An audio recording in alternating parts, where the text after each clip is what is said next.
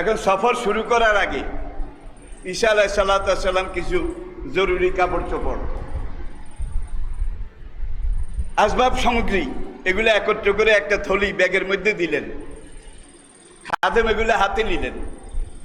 এইবার ঈসা আলাইহিস সালাম 3টা রুটি, এইটাও খাদেমকে দিয়ে বললেন এইটাও ব্যাগের মধ্যে লও, সফরের সময়ে কাজে লাগবে।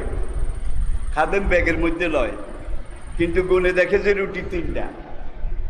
তার মনে খটকা লেগেছে, 4টা লইতো একটা ভালো হইতো, হুজুরে 2টা আমি 2টা, অথবা 2টা যদি নিত হুজুরে একটা খেত আমি একটা খেতাম। হুজুর রুটি লইলেন 3টা, নিশ্চয়ই হুজুরে 2টা খাবে, আমাকে একটার বেশি দেবে না।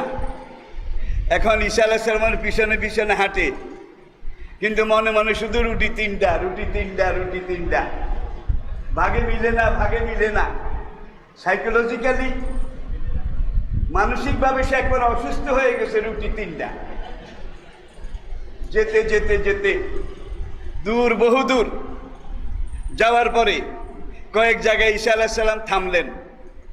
সেখানে কিছু লোকজন পেলেন, তাদেরকে তাওহীদ